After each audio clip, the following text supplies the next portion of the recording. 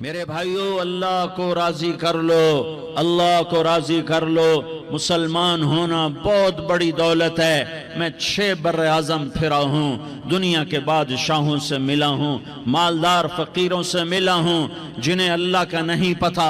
ان سے زیادہ درد مند انسان دنیا میں کوئی نہیں۔ جنہوں نے اللہ کو بھلا دیا، ان سے زیادہ دکھی انسان کوئی نہیں۔ جنہوں نے اللہ کو بھلا دیا، ان سے زیادہ ناکام انسان کوئی نہیں۔ اللہ کو پا لینے والا کبھی نہ ہارا، اور اللہ کو کھو دینے والا کبھی نہ جیتا۔ اللہ کو راضی کرنے والے کے مقدر میں ہار نہیں ہے، چاہے سولی پہ لٹک جائے، چاہے ٹکڑے ٹکڑے کر دیا جائے، چاہے آگ میں جلا دیا جائے، چاہے جانوروں کے آگے قیمہ کر کے پھینک دیا جائے۔ جس نے اللہ کو پا لیا وہ کبھی نہ ہارا، اس نے کچھ نہ کھویا، اس نے سب کچھ پایا۔ اور جس نے اللہ کو کھو دیا، اس نے سب کچھ کھو دیا، سب کچھ لٹ گیا۔ بھائیو، میں آج جھولی پھیلانے آیا ہوں، میں سیاسی آدمی نہیں ہوں، میں جھولی پھیلانے آیا ہوں، ووٹ کے لیے نہیں۔ میں اس بات کی جھولی پھیلانے آیا ہوں کہ آج تم سارے کلمہ گو مسلمان بھائی اللہ کو راضی کر لو، اللہ کو راضی کر لو۔ جتنا بڑا سودا کرنا پڑے کر جاؤ، جتنی بڑی قیمت دینی پڑے دے جاؤ، اور اپنے اللہ کو راضی کر جاؤ۔ جان پہ کھیلنا پڑے کھیل جاؤ، مال لٹانا پڑے لٹا دو، عزت آبرو داؤ پہ لگے لگا دو، پر اللہ کو نہ ہاتھ سے جانے دو۔ اللہ تمہارا ہے تو سب کچھ تمہارا ہے، اللہ تمہارا نہیں تو کچھ بھی تمہارا نہیں ہے۔ فرعون کی باندھی مسلم عورتیں بہت سی موجود ہیں بیان میں، عورتوں کے لیے سنا رہا ہوں، تمہارے لیے بھی سنا رہا ہوں۔ فرعون کی ایک باندھی تھی، مسلمان ہو گئی۔ عورت تو کمزور ہوتی ہے، پھر وہ باندھی ہو تو اور کمزور ہوتی ہے، اور کلمہ چھپتا نہیں ہے۔ اس کا ایمان اس کے دل میں تھا، پر وہ نکل ہی پڑا۔ خوشبو کون چھپا سکے؟ خوشبو کیسے چھپ سکتی ہے؟ اس کے ایمان کا پتہ چل گیا۔ فرعون نے اسے پکڑوایا۔ اس کی 2 بیٹیاں تھیں، ایک دودھ پیتی تھی، ایک انگلی پکڑ کے چلتی تھی۔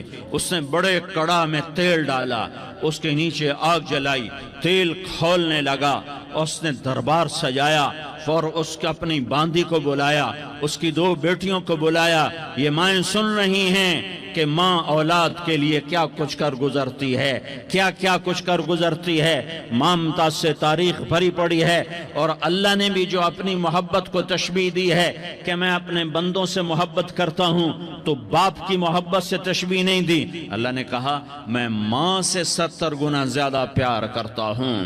اس نے کہا، فرعون نے کہا اگر تو موسیٰ کے رب پہ ایمان لائی تو تیری دونوں بیٹیوں کو جلا دوں گا اس تیل کے اندر، اور تجھے بھی جلا دوں گا اس تیل کے اندر۔ ہاں لوگ سمجھتے ہیں موت بہت بڑی سزا ہے۔ ارے جس نے اللہ کو پا لیا اس کے لیے موت تحفہ ہے۔ وہ دنیا کے دکھوں سے نجات پا گیا اور آخرت کی نعمتوں کا حقدار بن گیا۔ تو فرعون کی باندھی نے کہا، فرعون یہ تو میری 2 ہیں، اگر میرے پاس اور ہوتی، میرے پاس 100 ہوتی تو میں 100 بھی اللہ کے نام پہ قربان کر دیتی۔ فقض ما انت قاض، کر جو تجھے کرنا ہے۔ انہیں بڑی بیٹی کو پکڑا، انہیں کہا اماں ہائے اس ماں سے پوچھو جس کے آگے جلتا ہوا تیل اور اس کی بیٹی کو ڈالا جا رہا ہو، اور وہ اماں کہے، اور اس کا ایک بول ماں کا، ایک بول بیٹی کی جان بچا سکتا ہو۔ کلمہ کفر کہہ جا، گھر میں جا کے توبہ کر لے، معاف ہو جائے گا۔ میں قربان جاؤں۔ ایک مقام ایمان کا ایسا آتا ہے کہ قربان ہونا زیادہ محبوب ہو جاتا ہے جان بچانے سے۔ انہوں نے کہا اماں، انہوں نے کہا بیٹی صبر، اللہ کے نام پہ قربان ہو جا۔ ادھر آ ستمگر ہنر آزمائیں، تو تیر آزما ہم جگر آزمائیں۔ نہ کر لبوں کو سی عشق ہے دل لگی نہیں، سینے پہ تیر کھائے جا، آگے قدم بڑھائے جا، یا زبان حال سے کہہ دے کہ ہاں ستائے جا۔ ہاں عشق کی آگ ایسے ہی بھڑکتی ہے، شمع ایسے ہی فروزاں ہوتی ہیں، یہ کمکمے تو بجھ جاتے ہیں، لیکن یہ ایمان والے جو شمع جلا گئے یہ آج تک روشن ہیں، جن کی روشنی میں چلنے والوں کو راستہ مل رہا ہے۔ انہیں بڑی بچی کو پکڑا، ٹانگوں سے پکڑ کے یوں ڈالا، وہ ہائے کرتی گئی اور وہ چٹک گئی اور وہ جل گئی اور وہ بھن گئی مچھلی کی طرح، تلی گئی مچھلی کی طرح۔ ماں ہے، اس کا کلیجہ پھٹ گیا لیکن آنکھوں سے آنسو کا ایک قطرہ نہیں نکلا۔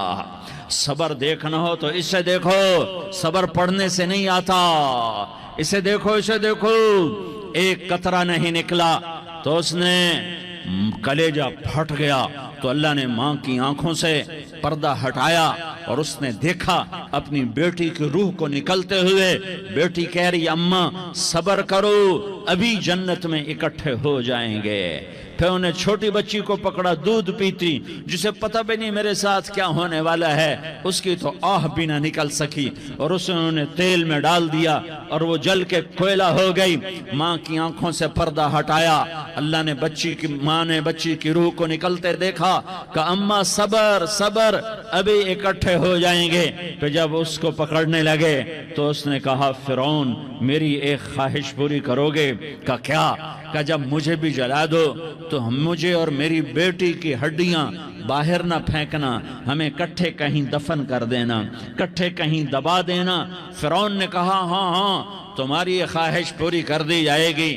ہاں دنیا میں اللہ فرعونوں کو مہلت دیتا چلا آیا، لیکن فرعونوں کو مار کے دکھایا، نمرودوں کو مہلت دیتا چلا آیا، پھر نمرودوں کو مار کے دکھایا، قارونوں کو مہلت دی، پھر قارونوں کو مار کے دکھایا، پھر جنت اور جہنم کا نظام بنایا، پھر ایک دن مجھے بھی کھڑا کرے گا اور تمہیں بھی کھڑا کرے گا، پھر ایک طبقہ جنت کا حقدار بنے گا، ایک طبقہ آگ کا حقدار بنے گا۔ پھینک دیا، جل گئی، ہڈیاں نکل آئیں، انہیں ہڈیوں کو اٹھا کر زمین میں دبا دیا۔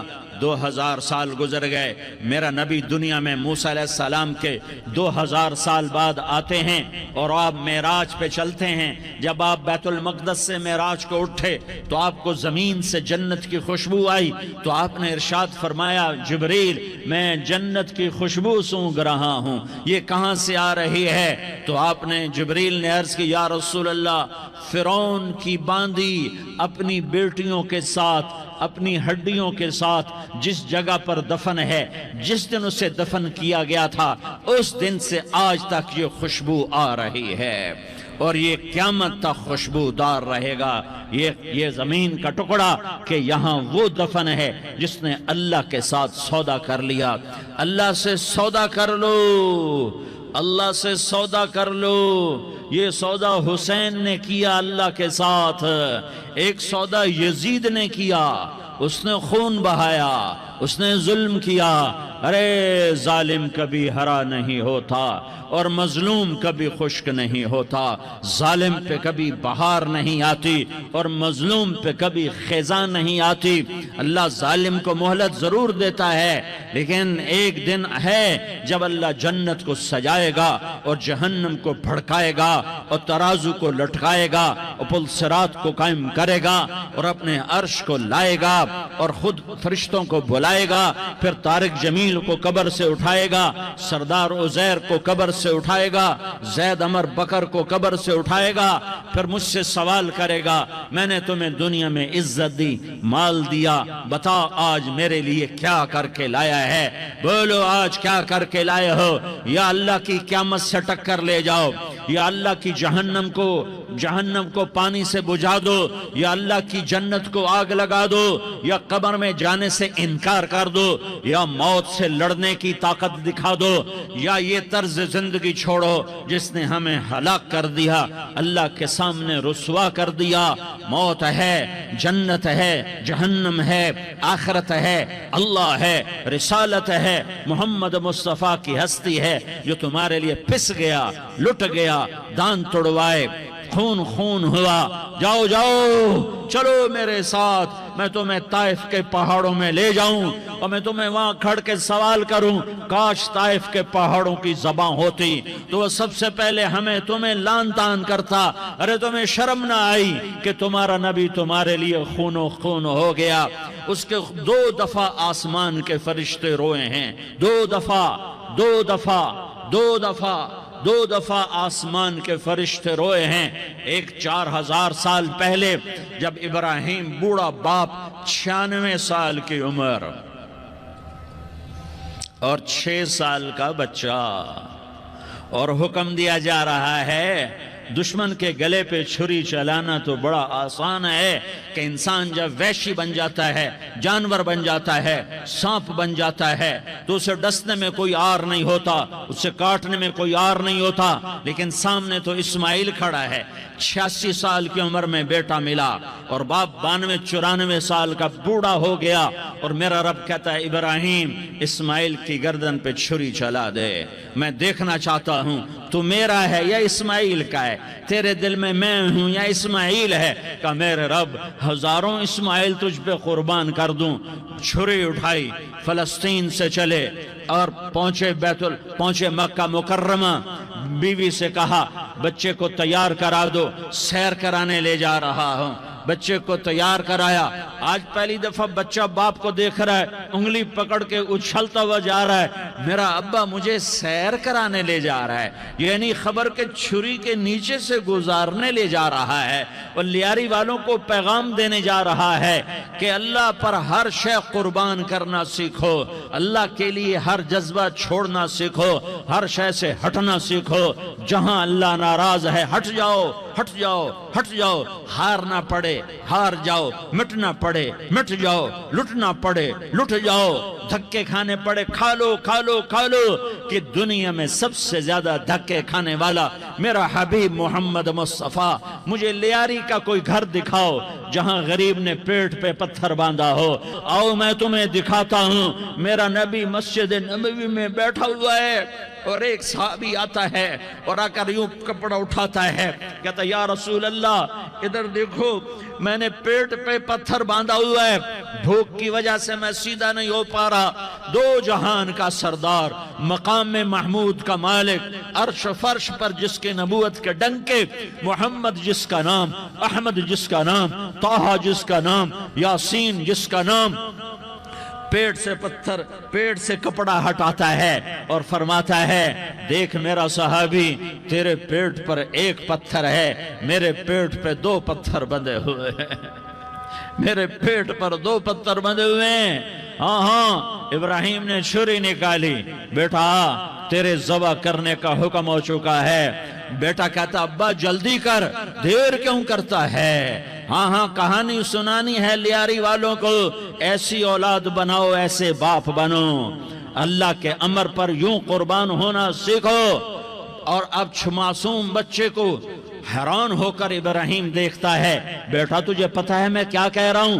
کہاں پتہ ہے، آپ کہہ رہے ہیں میں ذبح کروں گا تو میں مر جاؤں گا، میں مر جاؤں گا تو مجھے آپ کی جگہ اللہ ملے گا، اللہ آپ سے بہتر ہے، مجھے دنیا کی جگہ جنت ملے گی، جنت دنیا سے بہتر ہے۔ پھر معصوم بچے کو ماں یاد آ جاتی ہے، پھر کہتا ہاں مجھے اپنی ماں کا غم ضرور ہے، اسے بڑا صدمہ ہوگا میرے مرنے کا، تو اپنا گریبان کھولا اور کرتا اتارا، کہ ابا میں جب مر جاؤں تو یہ کرتا سنبھال لو، یہ میری ماں کو دے دینا، یہ میری نشانی اس کے پاس رہے گی، جب کبھی میں یاد آؤں گا میرا کرتا دیکھ لیا کرے گی، اور تو اپنے کرتے میں مجھے کفن دے کر ادھر ہی دبا دینا، مجھے ادھر مکے نہ لے جانا کہ میری میت کو دیکھ کر میری ماں کو بڑا دکھ ہوگا، مجھے ادھر دبا دینا۔ ابا میرے ہاتھ باندھ دے، میرے پاؤں باندھ دے، اور لیاری والوں کو پیغام دے دو کہ اللہ پہ یوں قربان قربان ہوا جاتا ہے۔ تم پیسے پہ لڑے، تم منصب پر لڑے، تم عہدوں پر لڑے، تم ایک دوسرے کے خون کے پیاسے ہوئے۔ کیا موت مر گئی ہے تمہارے لیے؟ کیا آخرت کو آگ لگ گئی ہے؟ کیا جنت کو آگ لگ گئی ہے؟ کیا جہنم کو بجھا دیا گیا ہے؟ کیا طارق جمیل کے لیے قبر کا ٹکڑا مقرر نہیں ہے؟ کیا اس کی جان کے نکلنے کا وقت مقرر نہیں ہے؟ کیا منکر نکیر میرے پاس آنے والے نہیں ہیں، تمہارے پاس آنے والے نہیں ہیں؟